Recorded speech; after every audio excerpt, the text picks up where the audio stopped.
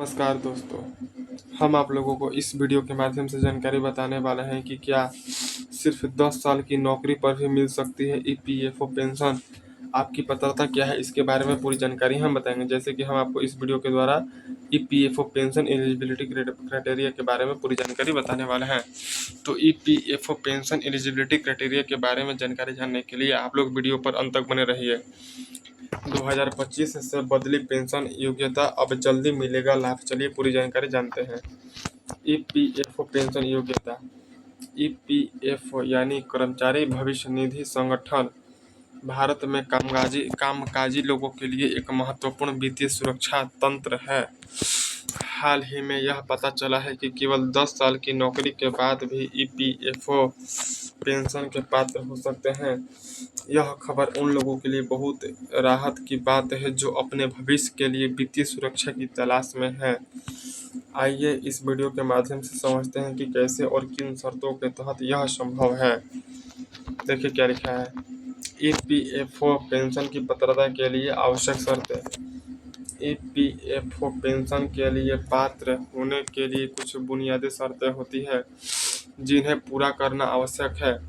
सबसे महत्वपूर्ण है कि आपके पास पीएफ खाते में कम से कम 10 साल का कंट्रीब्यूशन होना चाहिए। इसके साथ ही आपकी उम्र भी पेंशन प्राप्त करने के लिए एक महत्वपूर्ण कारक होती है। तो आपको इस वीडियो के माध्यम से हम ईपीएफओ पेंशन की पात्रता और ईपीएफओ पेंशन के लाभ कैसे करें, ईपीएफओ पेंशन के लिए आवेदन, पेंशन राशि की गणना कैसे की जाती है, यह सारी जानकारी बताएंगे जो यहाँ पर लिखा हुआ है। तो देखिए क्या लिखा है आगे। ईपीएफओ पेंशन के लाभ। ईपीएफओ पेंशन योजना के कई लाभ हैं जो इसे एक आकर्षक विकल्प बनाते हैं। सबसे पहले यह योजना सेवानिवृत्ति के बाद वित्तीय सुरक्षा प्रदान करती है। दूसरा, यह योजना आपके परिवार के लिए सुरक्षा का एक स्रोत होती है। चलिए जानते हैं कि ईपीएफओ पेंशन के प्रमुख लाभ क्या क्या है। पहला लाभ है निश्चित मासिक, यानी कि प्रत्येक महीने निश्चित इनकम प्राप्त होगी। दूसरा लाभ है जीवन भर पेंशन प्राप्त होगा। तीसरा लाभ है विधवा और बच्चों के लिए पेंशन उपलब्ध है। चौथा लाभ, विकलांग के मामले में अतिरिक्त सहायता दिया जाएगा। कैसे करें ईपीएफओ पेंशन के लिए आवेदन। ईपीएफओ पेंशन के लिए आवेदन करने की प्रक्रिया सरल है।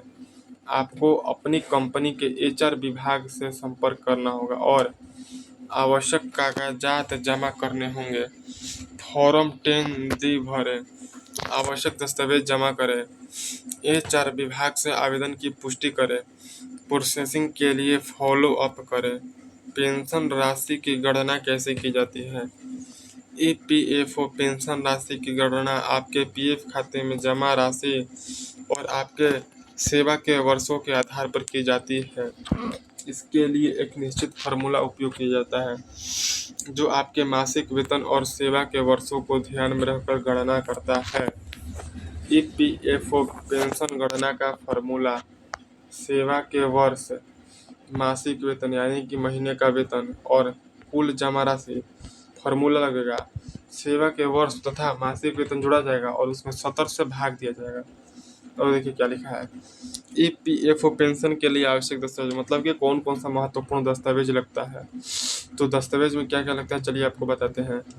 देखिए क्या लिखा है यहाँ पर, कहाँ गया जी, रुकिए हम आपको दिखा रहे हैं। देखिए यहाँ पर लिखा है कि आधार कार्ड लगता है, बैंक खाता विवरण लगता है, पीएफ पासबुक लगता है, फॉर्म 10D लगता है, पहचान पत्र लगता है, वेतन स्लिप लगता है। और देखिए क्या लिखा है आगे जानकारी लिखा है कि ईपीएफओ पेंशन प्रक्रिया में आने वाली चुनौतियाँ। ईपीएफओ पेंशन प्रक्रिया में कई बार कुछ चुनौतियाँ आ सकती है। दस्तावेज की कमी, अनुचित फॉर्म भरना, विलंबित प्रोसेसिंग, ईपीएफओ गलत जानकारी की वजह से अस्वीकृति। और देखिए क्या लिखा है। ईपीएफओ पेंशन से जुड़े सामान्य सवाल। क्या ऑनलाइन आवेदन संभव है। पेंशन राशि में वृद्धि कैसे होती है। पेंशन बंद होने की स्थिति क्या है। कौन से बैंक में पेंशन आती है। आपको बता दें ईपीएफओ पेंशन योजना एक लंबी अवधि की वित्तीय सुरक्षा प्रदान करती है जो विशेष रूप से उन लोगों के लिए लाभदायक है जिन्होंने कम से कम 10 साल तक नौकरी की है। चलिए कुछ महत्वपूर्ण सवाल का जवाब जानते हैं। ईपीएफओ पेंशन कैसे प्राप्त करें। आपको फॉर्म 10D भरकर और आवश्यक दस्तावेज जमा करके आवेदन करना होगा। दूसरा सवाल, किन दस्तावेज की आवश्यकता होती है? जवाब है आधार कार्ड, बैंक खाता विवरण, पीएफ पासबुक, वेतन स्लिप आदि। तीसरा सवाल, क्या ऑनलाइन आवेदन संभव है? जवाब है हाँ, आप ऑनलाइन भी आवेदन कर सकते हैं। चौथा सवाल, पेंशन कितने समय में शुरू होती है? जवाब है सभी दस्तावेज और प्रक्रिया पूरी होने के बाद आमतौर पर 2 से 3 महीने में पेंशन शुरू हो जाती है। पांचवा सवाल, क्या पेंशन राशि में वृद्धि होती है? हाँ, समय समय पर सरकार द्वारा पेंशन राशि में वृद्धि की जाती है।